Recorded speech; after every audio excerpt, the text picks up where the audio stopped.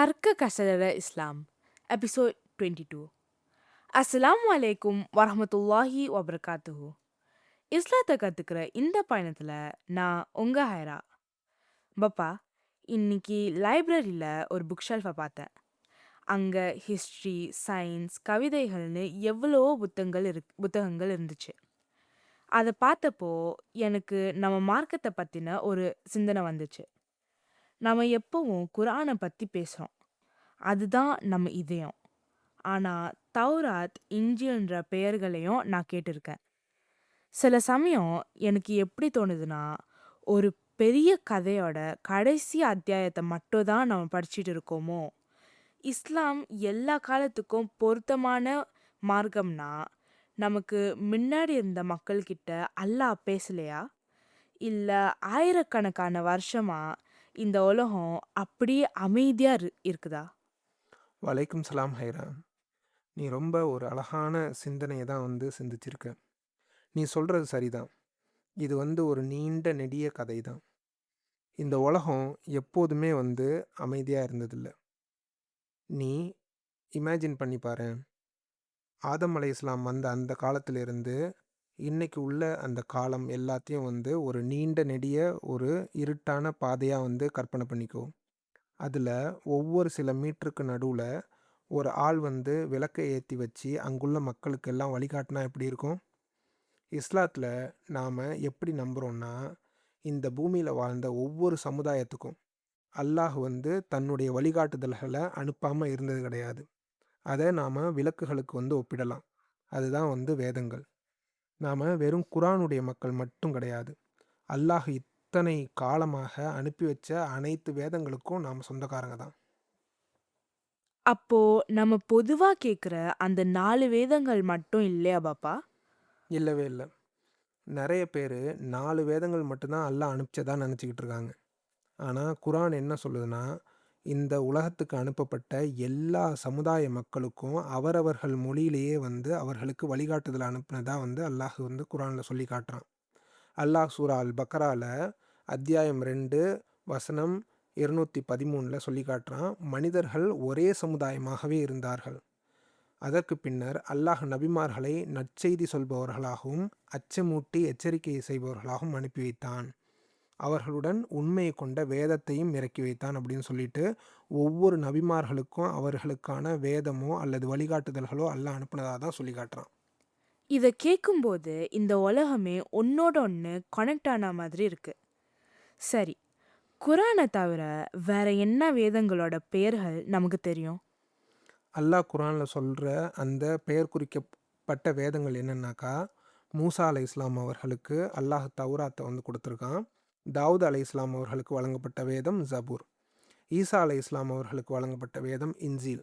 இதெல்லாம் நமக்கு அல்லாஹ்வின் புறத்துலேருந்து தெரியக்கூடிய பெயர் சொல்லப்பட்ட வேதங்கள். ஆனால் அது மட்டும் இல்லாமல் இப்ராஹிம், மூசா அலை இஸ்லாம் போல சில நபிமார்களுக்கு சுஹுஃபுகள் அப்படின்னு சொல்லிட்டு சொல்லப்படுற அந்த ஏடுகளையும், அதாவது ஒரு புத்தகமாக இல்லாமல் சில ஏடுகளாக அல்லாஹ் கொடுத்துருக்கான். அதை நீ சூரா அல் ஆலா அந்த சூறாவில் படிக்கும்போது கூட அதனுடைய டிரான்ஸ்லேஷனை பார்த்தா உனக்கு தெரியும். அல்லாஹ் சூரா அல் ஆலா 87வது வசனம் 18-19வது வசனங்களில், 87வது அத்தியாயம் 18-19வது வசனங்களில் அல்லாஹ் இப்படி சொல்லி காட்டுறான். இன்ன ஹாதா லஃபிஸ் சுஹுஃபில் ஊலா சுஹுஃபி இப்ராஹீம வ மூசா. நிச்சயமாக இது முந்தைய ஏடுகளிலும் இருக்கிறது, இப்ராஹிம் மற்றும் மூசா அவர்களுக்கு கொடுக்கப்பட்ட ஏடுகளிலும் இருக்கிறது. இதிலிருந்து என்ன தெரியுதுனாக்கா, அல்லாஹ் வேதங்களை மட்டும் கொடுக்கல, எப்பப்பனா தேவையோ சில இன்ஸ்ட்ரக்ஷன்களை ஏடுகளாகவும் அல்லாஹ் கொடுத்துருக்கான். பாப்பா, ஆயிரக்கணக்கான வருஷங்களுக்கு முன்னாடி ஒரு பாலைவனத்துல வாழ்ந்த ஒருத்தர் இன்னைக்கு நான் படிக்கிற அதே உண்மையை தான் படிச்சிருக்காருன்னு நினைக்கும்போது ஆச்சரியமா இருக்குது. ஆனா அந்த வேதங்கள் எல்லாம் அல்லாஹ் கொடுத்தது தானே. நாம ஏன் இப்போ அதை பயன்படுத்துறதில்ல? ஏன் குரான் மட்டும் பின்பற்றுறோம்? இது ஒரு ரொம்ப அர்த்தமுள்ள கேள்வி, ரொம்ப முக்கியமான கேள்வி. ஏன்னாக்கா, மனிதர்கள் ரொம்ப பலகீனமானவர்கள். அவர்களுடைய பலகீனத்தால் என்னென்ன பிரச்சனைகள் வருது அப்படின்னு சொல்லிட்டு நாம் பார்க்கலாம். ஒவ்வொரு சமயத்திலயும் கொடுக்கப்பட்ட அந்த வேதங்கள் அந்தந்த காலத்து மக்களுக்கு அந்தந்த காலத்துக்கு ஏற்ப வந்து அல்லாஹ் வந்து அந்த வழிகாட்டுதல்களை வழங்கியிருக்கான். எப்படி வந்து ஒரு மருத்துவர் ஒவ்வொரு நோயாளிக்கும் வந்து தனித்தனியான மருந்து சீட்டுகளை கொடுப்பாரு. அவரவர்களுக்கு உள்ள பிரச்சனைக்கு ஏற்றது போல வந்து அவங்களுக்கு வந்து அந்த மருந்து சீட்டுகள்லாம் கொடுக்கப்படும்ல. அதே மாதிரி தான் அந்தந்த காலகட்டத்துக்கு என்னென்ன சட்டதிட்டங்கள் தேவையோ அந்தந்த மக்களுக்கு தகுந்த மாதிரி தான் அல்லாஹ் அந்த வழிகாட்டுதல்களை வந்து அனுப்பி வைப்பான். அது மட்டும் இல்லாமல் பல நூற்றாண்டுகள் வந்து கடந்து போகிறப்ப மனிதர்கள் வந்து அந்த வேதத்தில் நிறைய விளையாண்டுருக்காங்க. என்ன பண்ணியிருக்காங்கனாக்கா வந்து அல்லாஹ்கிட்டேருந்து வந்த அந்த வேதத்தை அப்படியோ ப்ரிசர்வ் பண்ணி வைக்காம சில வார்த்தைகளை காணடிச்சிருக்காங்க, சில விஷயங்களை மறைச்சிருக்காங்க, இன்னும் சில விஷயங்களை உலக லாபத்துக்காக வித்துட்டாங்க. இதை பற்றி அல்லாஹ் குரானில் சொல்லி காட்டுறான்.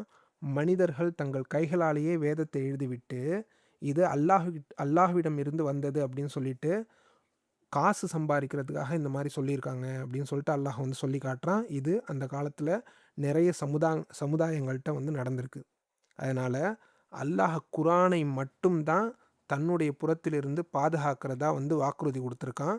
இதற்கு முன்னால் வந்த வேதங்களுக்கு இப்படிப்பட்ட ஒரு காப்புறுதி வந்து கிடையாது.